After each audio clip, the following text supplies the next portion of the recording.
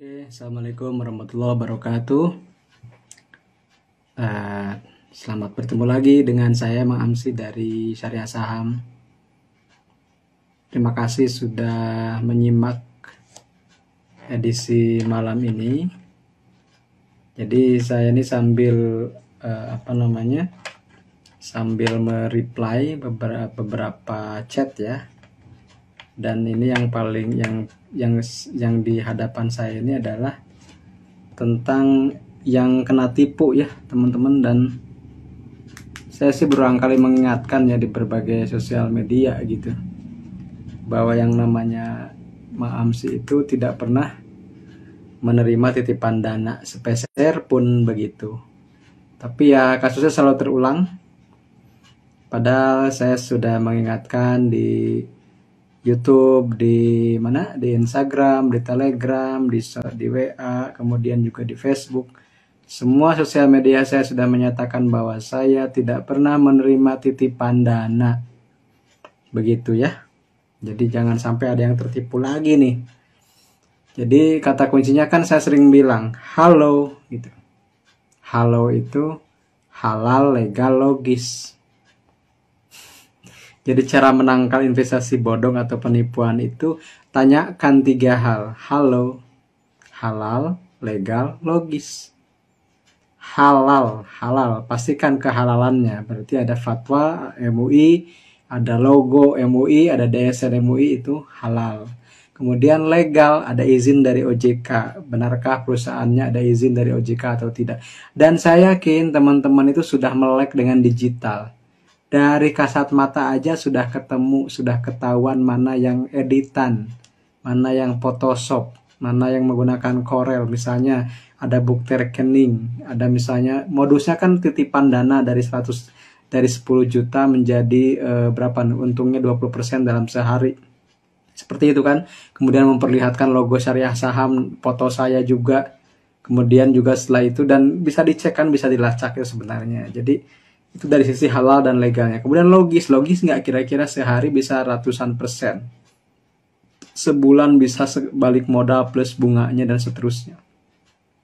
Ini selalu terulang ya teman-teman, dan saya yakin saya pernah dijapri beberapa orang yang rugi yang kenanya itu nggak sedikit gitu. Ada yang 10 juta, ada yang bahkan ratusan juta ya teman-teman. Padahal saya tidak pernah menerima uangnya gitu ya. Jadi kan rugi 2 kali kan, seperti itu. Jadi intinya hati-hati, halo ya, halal, legal, logis. Jangan sampai terjebak di investasi bodong, dititip-titip dana, modal profit, apapun modusnya. Saya sih sudah ketahuan dari sejak awal ini pasti penipuan. Meskipun menggunakan nama saya Mang Amsi, kalau di Telegram ini kebanyakannya lewat Telegram dan WhatsApp ya. Kalau lewat Telegram, teman-teman cek username-nya, bukan namanya. Bukan Mang Amsinya, tapi username-nya apa, ad-nya apa.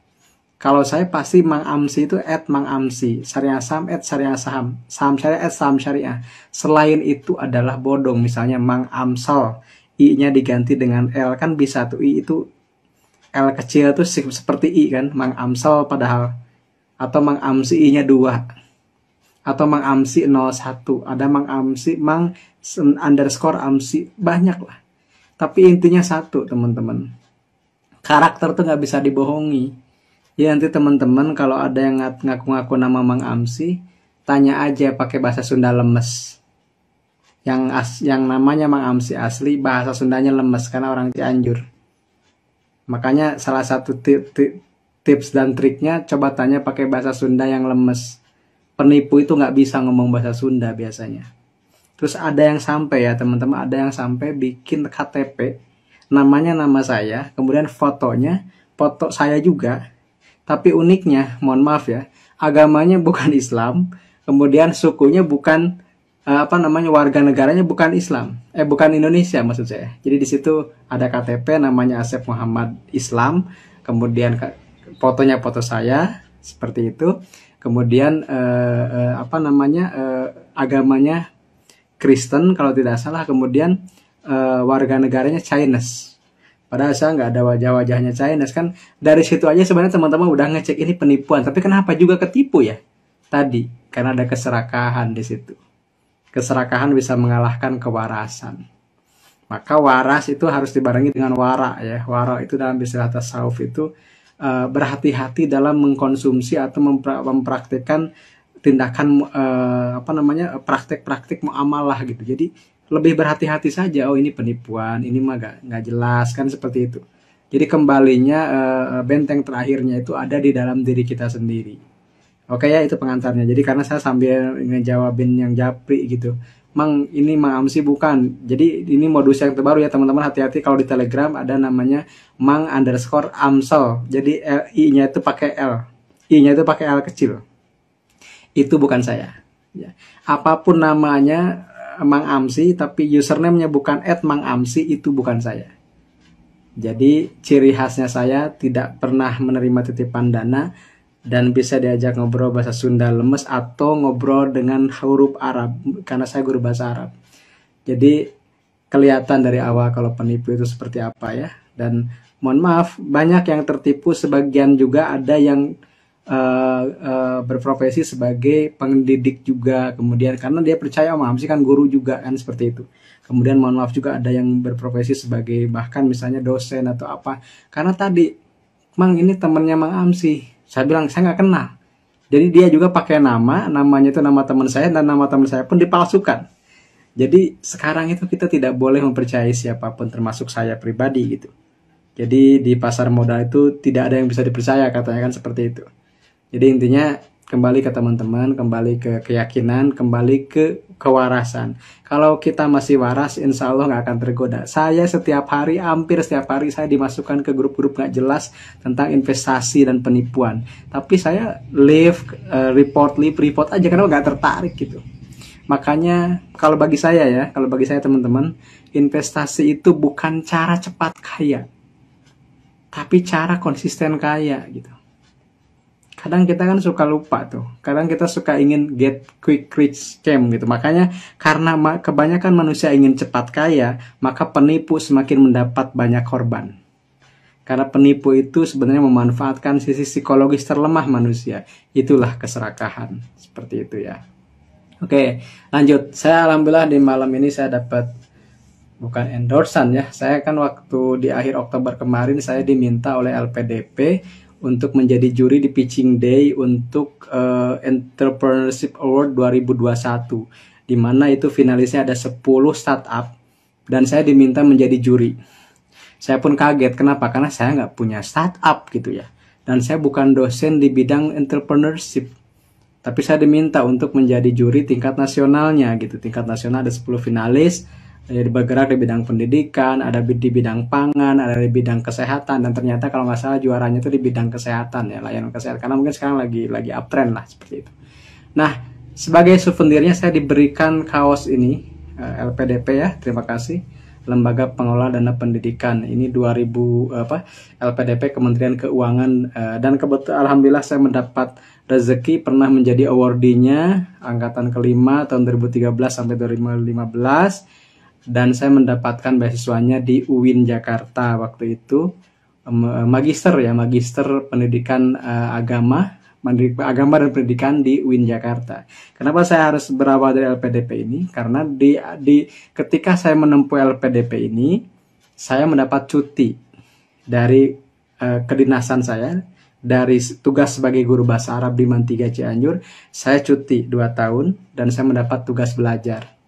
Nah, di sela-sela belajar itulah saya mendalami tentang saham. Karena sudah lama saya tinggalkan sejak kapok 2008 karena bangkrut kan. 2008 bangkrut, 2009 kapok, 2010 saya mulai belajar dagang herbal, dagang busana muslim, dagang sirsak beku, dagang cilok goreng, semua saya pernah alami teman-teman. Jadi kalau saya berangkat ke hutan itu dari sini bawa cilok, pulangnya saya ke tukang buah beku karena saya belajar tentang bagaimana cara mengemas buah beku. Saya jadi disebutnya itu suppliernya, pemasoknya, seperti itu, pemasok sirsak, pemasok dan yang lainnya. Pokoknya saya pernah belajar dagang sampai 2013 ketika saya dinyatakan lulus oleh LPDP dan mendapat beasiswa. Nah, di awal saya mendapat beasiswa, atas takdir Allah saya bertemu dengan Pak Lokeng Hong. Jadi di salah satu expo di bilangan apa itu namanya. Saya juga baru tahu Jakarta ya. Saya saking orang kampungnya saya baru tahu Jakarta 2013, teman-teman. Baru megang bursa efek itu 2013. Meskipun saya jadi investornya sejak 2007, tapi tahu gedungnya itu 2013. Itu pun karena LPDP. Jadi LPDP waktu itu ada tugasnya combined deficitnya itu ke World Bank. Dan ternyata World Bank itu ada di lantai atas, di atas bursa efek. Pas pulang lewat bursa, saya pegang langsung bantengnya. Nanti saya cari deh fotonya, nanti saya munculkan di YouTube fotonya. Itu saya saking excitednya, langsung pegang, tolong fotoin saya dong. Ini kenapa saya investor bursa, tapi saya baru pegang patung bursanya 2013 pas seleksi terakhir LPDP. Nah, ketika saya menempuh di UIN Jakarta, di sini juga terima kasih ada Kang Munjin. Kang Munjin ini beliau yang pertama kali memberikan kesempatan buat saya untuk bisa menulis di media. Waktu itu namanya inilah.com. Terima kasih Kang Munjin. Di situ saya nulis tentang saham sekitar tahun 2014. Nah, kembali ke cerita LKH tadi. Jadi ada acara waktu itu ada acara kapital apa namanya ya? Summit and Expo lah, di bursa ngadain acara. Nah, ketika pagi-pagi karena saya belum tahu jalan gitu, dan kebetulan Kang Munjin yang ngarahin jalannya, saya naik busway turun di mana ya waktu itu, di halte Polda kalau tidak salah. Kemudian turun jalan ke Ritz-Carlton, masuk ke area pameran tersebut. Nah, karena terlalu pagi jadi belum ada orang. Terlalu pagi belum ada orang, kemudian saya daftar ke panitianya pun belum ada. Akhirnya saya jalan-jalan di sekitar stand itu. Stand-stand sekuritas, stand sekuritas, ada stand bank juga. Nah, ketika ke arah samping panggung ya, ke arah samping ballroom atau panggung saya lupa.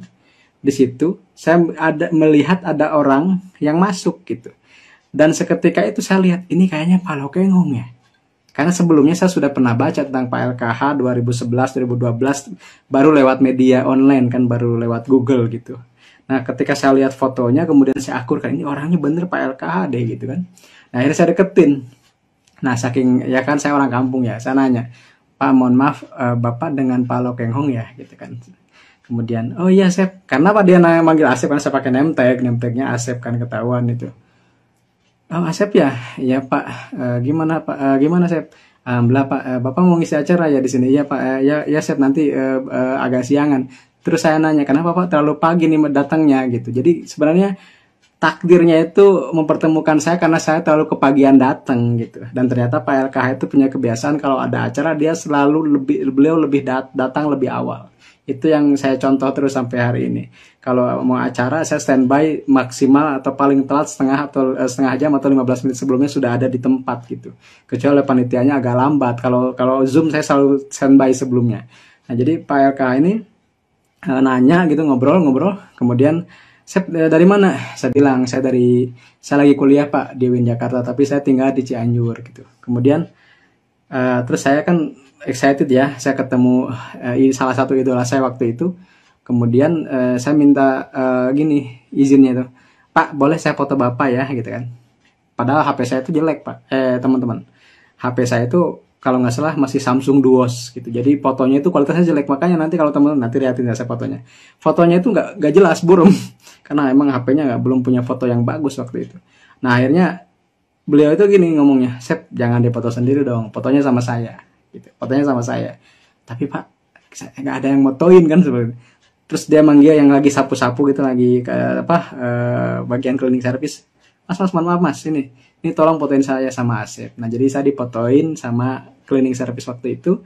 Jadi saya difoto sama Pak LKH. Saya malu-malu difotonya karena saya nggak percaya saya bisa difoto dengan salah satu panutan lah di investasi di saham di Indonesia waktu itu ya, seperti itu. Kemudian setelah difoto, Pak panitianya sudah datang. Kemudian manggil Pak LKH masuk untuk dijamu di dalam. Nah saya di luar aja karena sudah beres ngobrolnya, saya nanti disambung lagi ya gitu. Oke Mbak, makasih gitu. Udah saya ngambil foto aja waktu itu. Itu 2013. Nah 2013 ya. Jadi malam minggu ini kita ngobrol tentang Pak LKH aja ya. Mungkin ya sekitar 10 menitan lagi deh kita ngobrolnya. Nah, dan ini sering saya ceritakan. Jadi sebenarnya pertemuan itu tidak sengaja saya ingin ketemu gitu ya. Tapi ya ditakdirkannya seperti itu. Nah, kemudian setahun. Itu kan 2013 ya, sekitar bulan November kalau nggak salah. Nah, di 2014 itu saya tiba-tiba dihubungi di inbox di Facebook waktu itu. Jadi ada yang nyari-nyari saya. Beliau salah seorang head research atau bukan head research sih, head marketing atau apa di satu sekuritas. Jadi beliau nyari-nyari data saya, kemudian dia japri di messenger itu, ini dengan Amsi ya, ini dengan Pak Amsi ya gitu. Pak Amsi, kalau ada waktu nanti tanggal berapa itu waktu itu ya, 22 atau 23 Februari kalau nggak salah, saya masih ingat tanggalnya. Ya Februari 22 kalau nggak salah, atau 21, pokoknya sekitar 20-an deh.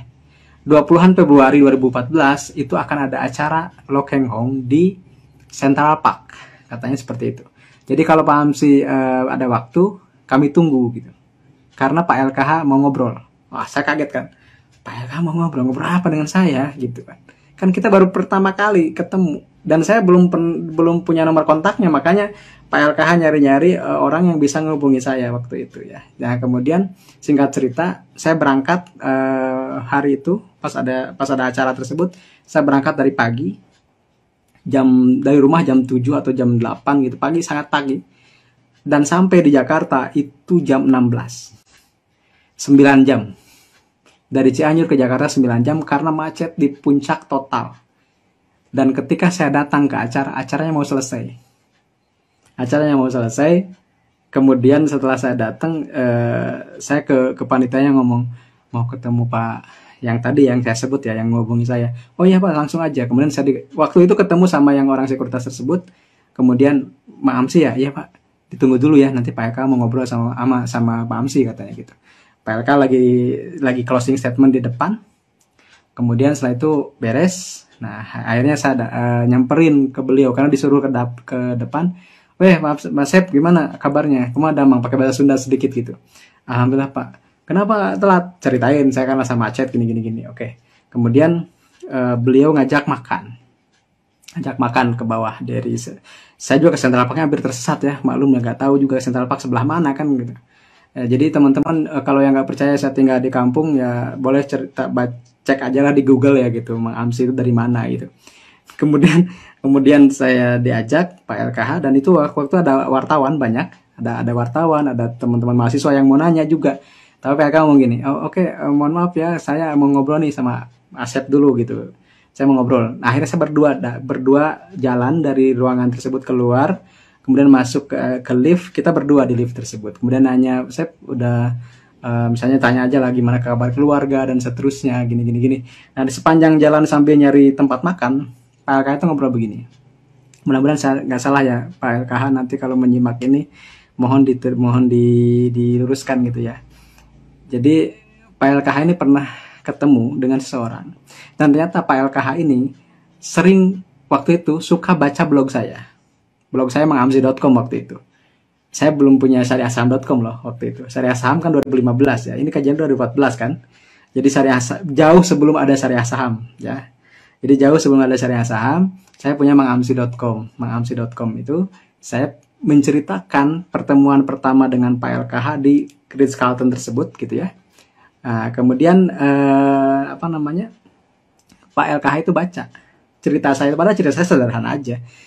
Ceritanya itu dibaca, kemudian disuruh baca ke temennya ini salah satu petinggi sekuritas, saya nggak sebut namanya ya, pokoknya salah satu petinggi sekuritas. Kemudian ketika petinggi sekuritas tersebut baca cerita saya, kata beliau nih, petinggi sekuritas menangis. Nah, terus Pak LKH nanya, kenapa Anda menangis membaca ceritanya Asep ini? Kemudian orang tersebut, beliau yang petinggi sekuritas ini ngobrol begini, Pak LKH, ini mohon maaf kalau salah ucap ya Pak LKH, nanti mau diklarifikasi nih. Pak LKH, ini orang nulisnya pakai hati. Ini orang nulisnya nggak sembarangan, gitu. Saya aja menangis karena saya merasakan rasa dari bahasa ini, rasa dari tulisan ini. Nah, setelah itu Pak LKH ingin ketemu saya lagi, katanya seperti itu. Ini cerita ya teman-teman.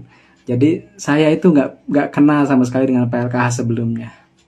Tapi saya meyakini kalau kita yakin kepada Allah, suatu ketika ingin ketemu dengan seseorang dan kita bawa dalam doa, ya akan terwujud dengan sendirinya begitu. Mungkin itulah yang namanya angel marketing kalau saya melihatnya seperti itu ya. Itulah yang namanya takdir yang kita tidak bisa menolaknya gitu. Siapa yang harus mempertemukan kita di Capital Market Expo? Kemudian siapa sih yang akhirnya membuat Pak LKH ingin bertemu lagi dan sampai dicari dan sampai dihubungi saya seperti itu? Itulah Allah. Bagi saya keyakinan itu nomor utama. Maka kalau saya ngebahas saham kan yang bahas sahamnya ketawa-ketawa ya, biasa aja gitu, relax gitu. Tapi kalau ngebahas cerita yang seperti ini, kan ini malam minggu, ceritanya ringan-ringan aja. Nah, singkat cerita kita ngobrol di rumah makan waktu itu, tapi belum pesan karena kita terlalu keasikan ngobrol. Sampai Pak LK itu lupa mesen makan. Keburu ditelepon sama istrinya, ada tamu. Akhirnya, Samsep, kita nggak jadi makan ya? Nah, kita nggak jadi mesen, nggak apa-apa nih, nggak apa-apa Pak. Saya juga sangat bahagia bisa bertemu dengan Bapak. Mungkin itu dinner with LKH yang nggak jadi waktu itu. Jadi akhirnya kita pulang, karena ada tamu, saya pun juga pulang ke kosan saya waktu itu di Win Jakarta. Kemudian beberapa waktu setelah itu kita janjian ketemu lagi di Sana Park untuk tadi Pak LK udah pernah janji mau neraktir, mau ngajak makan. Akhirnya di pertemuan ketiga kita jadi makan. Jadi kita jadi makan, ngobrolin tentang saham-saham dan seterusnya, kita ngobrolin tentang kehidupan juga. Nanya saya, Sep kamu sudah punya anak berapa? Saya bilang alhamdulillah mau 4 Pak. Weh banyak banget anaknya kan, seperti itu. Saya juga cuma 2 lah, kita bercanda-canda aja seperti itu. Jadi terhitung dari 2013 sampai 2013 sampai 2020 itu saya belum 10 kali bertemu dengan Pak LK, mungkin baru 5 kali ya. Tapi di setiap pertemuan itu selalu memberikan kesan yang mendalam buat saya tentang kesederhanaan. Itu yang satu ya, tentang kerendahan hati gitu. Dan menjaga banget persahabatan itu gitu ya. Maka Pak LKH di lebaran kemarin itu pernah ngirim video ke saya. Jadi beliau membuat video yang berteman itu harus apa adanya, bukan ada apanya. Seperti itu ya teman-teman. Jadi saya pernah di satu waktu ada acara beliau di Bandung.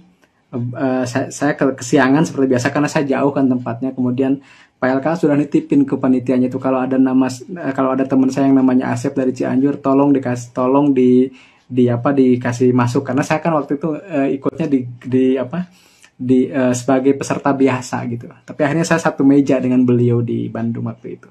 Kemudian yang terakhir ketika di ITB. Nah, jadi tadi kan ada ini ceritanya, ada yang nanya nih ke saya, Mam sih bener tuh di buku itu Pak Elok Heng Hong yang beneran yang memberikan tulisan seperti itu. Maka saya jawab dengan screenshot aja kan jawabannya. Karena saya memang berteman dengan Pak LKH, meskipun misalnya dalam beberapa hal kita berbeda pandangan, terutama dalam investasi mungkin berbeda. Tapi dalam pertemanan, saya itu meskipun katakanlah sering japri dengan Pak LKH, tapi saya belum pernah ke rumahnya. Saya belum pernah ke rumahnya, meskipun saya pernah diundang ke villanya, ke rumahnya, tapi belum waktunya aja saya ketemu di rumahnya. Kita ketemu di acara saja. Terakhir kita ketemu di ITB waktu itu, sampai dengan akhirnya diajak makan sama Kang Erman waktu itu, Kang Erman Sumirat ya, guru saya juga. Nah, artinya pertemuan saya dengan LKH itu benar-benar bukan murni keinginan saya. Maka saya pernah ada beberapa orang yang telepon saya, Mam sini nasabah prioritas sekuritas ya, Mam sini nasabah premiernya sekuritas A ya, sekuritas B ya, kok bisa langsung ngobrol dengan Pak LKH? Saya bilang enggak, saya bukan nasabah prioritas. Modal saya jauh dari nasabah prioritas. Modal saya sangat sedikit gitu. Tapi kenapa bisa ketemu dengan LKH? Kalau yang ngurusnya Tuhan gimana lagi, saya bilang. Seperti itu ya teman-teman. Jadi kalau bagi saya tidak selamanya kehidupan itu bisa diatur secara matematis, bisa diprediksikan secara kalkulatif. Tapi ada hal-hal yang sifatnya keajaiban dan sifatnya itu kenapa sih harus saya gitu? Kenapa sih nggak orang lain? Nah seperti itu, karena itu jalan. Kalau sudah jalannya ya saya tinggal mengikuti jalan yang ditunjukkan saja, seperti itu ya. Dan saya dibekali oleh orang tua itu etika, respect kepada orang yang lebih tua dari sisi usia maupun dari sisi pengalaman. Maka saya berani jamin, saya mengenal baik dengan orang-orang yang sudah senior di pasar modal, yang sudah sepuh, yang usianya sudah 70, 80, ada yang sudah pensiun juga, gitu ya. Dari berbagai kalangan, saya juga ada senior saya yang ngirimin saya buku banyak banget, dan ketika saya tanya ongkos kirimnya, beliau sampai hari ini pun belum ngasih rekening ke saya karena mungkin nggak mau dibayar ongkirnya seperti itu. Tapi ngasih bukunya sampai satu rak saya penuh gitu. Kalau ditakar nilainya itu puluhan juta bukunya, dan bukunya kebanyakan impor. Itu dikasih ke saya free gitu, buat dibaca oleh Maamsi, karena saya percaya Maamsi mungkin akan pelajari ini. Jadi teman-teman, tidak semuanya apa yang kita dapatkan itu sesuatu yang sifatnya direncanakan dari awal, atau misalnya apa ya, sifatnya diperhitungkan dari awal. Tapi kadang ada keajaiban-keajaiban yang kita nikmati saja seperti itu ya. Jadi alhamdulillah sampai hari ini saya syukuri hal itu. Pertemanan dengan Pak LKH adalah salah satu hal yang saya syukuri. Jadi ketika saya ngobrol ke Pak LKH, Pak, saya nanti diminta bikin buku, boleh dong nanti kalau Bapak yang ngasih pengantarnya ya. Saya bahkan memberikan beliau itu kesempatan untuk memberikan pengantar gitu. Tapi kata beliau, saya mah singkat aja ya ngobrolnya, gak usah panjang-panjang. Kalau gitu ini aja Pak, buat di cover aja gitu. Nah kemudian beliau nulis gitu. Itu kan nulisnya natural ya, saya sudah lihat tadi di Instagram, di feed Instagram pagi tadi. Kalau apalah gitu bacanya. Kalau ingin belajar saham syariah, ini buku sahabat saya Mang Amsi gitu, apa gitulah istilahnya seperti. Kemudian beliau itu sebenarnya saya potong ke bawahnya. Jadi lengkapnya ke bawahnya itu beliau gini, Sep, kalau mau ditambahin sama Asep, tambahin aja, tapi namanya nama saya. Gitu ya. Jadi kalau mau ditambahin agak panjang boleh, tapi namanya nama saya. Dan saya jangan dipanggil Warren Buffett Indonesia ya, cukup aja investor saham. Itu saking rendah hatinya beliau. Ketika media menjuluki beliau Warren Buffett Indonesia, beliau menolak. Saya belum pantas disebut Warren Buffett, dan saya mungkin tidak sama dengan Warren Buffett. Maka tulis aja investor saham. Seperti itu. Jadi sebenarnya beliau itu ingin ditambahin sama saya, tapi saya bilang enggak Pak. Saya akan menuliskan apa yang ditulis Bapak langsung, karena itu lebih orisinil. Itulah ungkapan Bapak yang lahir dari hati Bapak, dan itu yang apresiasi Bapak buat saya. Dan itu yang akan saya abadikan dalam buku pertama saya. Seperti maka jadilah di awal buku tersebut. Dan alhamdulillah bukunya saya itu minta alamat ke Pak LKH sebenarnya. Jadi kalau Pak LKH dengar nih ya, Pak LKH pernah saya minta alamatnya, mau saya kirim sampel buku yang pertama. Tapi beliau nggak pernah ngasih alamat rumahnya ke saya. Sampai suatu ketika saya dapat screenshot dari teman saya yang gabung di grupnya Pak LKH. LKH ini punya grup investor value gitu, value investor ya. Saya pun nggak gabung di situ, karena mungkin ada satu syarat lah di satu sekuritas, kalau gabung di komunitas beliau harus berapa modal awalnya, mungkin seperti itu ya. Dan saya mungkin belum dapat akses ke sana. Tapi ada teman saya di situ, karena teman saya ini juga ada investor kelas kakapnya gitu. Kemudian dia ngasih screenshot, weh Mang Amsi dibahas Pak LKH nih di grup kita katanya. Kemudian beliau memperlihatkan buku saya. Dikasih stabilo bukunya itu, dikasih highlight pakai stabilo seperti itu. Terus dia kena, nih teman saya nih orang Cianjur udah nulis buku tentang saham syariah. Beliau beli sendiri bukunya, padahal saya mau kasih hadiah. Jadi sampai hari ini saya belum jadi gini teman-teman, saya sering ngasih giveaway, saya sering ngasih buku ke teman-teman yang saya layak kasih buku. Tapi Pak LKH sampai ini pun belum saya kasih buku aslinya. Padahal bukunya sudah laris sampai 3 kali cetak. Tapi Pak LKH belum saya kirim bukunya. Kenapa? Karena beliau mau beli sendiri. Gak usah repot-repot, saya beli sendiri nanti di sini. Coba bayangkan, beliau yang nge-endorse, beliau yang beli sendiri. Saya sampai malu kan, seperti itu. Jadi teman-teman, kalau yang dapat buku giveaway Sari Kelapa dari saya, teman-teman lebih hebat atau lebih harusnya lebih bahagia dibanding Pak LKH. Kenapa? Karena Pak LKH pun belum saya kasih bukunya. Jadi silakan manfaatkan, silakan baca bukunya. Dan saya sering bilang kan, buku ini 100% royaltinya disedekahkan. Kenapa? Karena saya banyak berutang ilmu kepada orang-orang yang saya kutip di buku tersebut. Jadi ya yang dapat untung ya Gramedia lah. Terima kasih Gramedia sudah mengenalkan saya juga, dan Alex Media ya. Itu yang mendapat profitnya. Saya dapat profitnya ya pahala aja dari teman-teman yang baca, teman-teman yang menyebarkan buku tersebut akan kembali ke teman-teman lagi. Seperti itu ya. Bagi saya, oh ya terima kasih Mas Wandi. Kalau mau beli di Gramedia ada nggak Pak? Insya Allah dari Aceh sampai Papua ada bukunya. Atau nanti tulis Mas Wandi boleh DM saya di kota mana, saya bisa arahkan di kota mana. Karena saya juga punya kenalan di marketingnya Alex Media. Saya tahu posisi buku saya ada di mana, di kota mana, tinggal berapa saya tahu gitu ya. Jadi di Gramedia Bandung misalnya, di Gramedia Bandung tinggal 18 eksemplar lagi misalnya, seperti itu ya. Atau di Jambi tinggal 1 eksemplar lagi. Atau di mana, saya tahu di semua kota di Indonesia saya tahu posisi buku saya ada tinggal berapa lagi. Dan sekarang di Tokopedia dan Shopee ada Kak. Jadi saya pernah kirim kan di feed sebelumnya itu, di satu feed itu saya kirim alamat-alamat khusus, alamat-alamat resmi Gramedia yang ada di Shopee, di Tokopedia, di Lazada, terus di Gramedia digitalnya, di gramedia.com-nya, juga di Google Book. Jadi semuanya ada. Jadi minta resepnya agar baca bukunya langsung dapat esensinya. Jujur saya sebelumnya jarang baca buku, kebanyakan nonton YouTube. Intinya gini, Saham Syariah kelas pemula itu kalau teman-teman ingin nyimak bedah bukunya ada di YouTube saya juga ya, dari mulai bab 1, 2, 3, 4, 5 itu semuanya ada. Ketika saya diundang oleh Bursa Efek Indonesia Perwakilan Jawa Barat untuk bedah buku per bab. Jadi nanti boleh cari di kata kuncinya bedah buku Sehari Kelapa part 1 sampai part 5. Jadi satu part itu satu bab. Jadi boleh nonton nyimak nanti, boleh mengulang lagi menontonnya. Plus juga saya pernah diundang oleh Gramedia dan LX Media untuk membedah buku dari sisi pengenalannya, kemudian fundamentalnya, teknikalnya, money management. Silahkan cari di YouTube saya, semua juga ada. Intinya Sari Kelapa itu mengantarkan investor pemula untuk mulai berinvestasi di saham. Itu saja mungkin dari saya. Terima kasih atas antusiasme malam minggunya. Mudah-mudahan bermanfaat. Terima kasih sudah mengapresiasi buku Saham Syariah kelas pemula. Terima kasih juga Pak Lokengong yang sudah memberikan endorsement di buku tersebut. Dan insya Allah menjadi pahala buat semuanya, menjadi amal baik buat semuanya, bagi semua siapapun. Karena proyek Sari Kelapa itu adalah proyek keabadian. Bukan hanya di sini, tapi juga untuk di sana. Terima kasih buat semua. Assalamualaikum warahmatullahi wabarakatuh.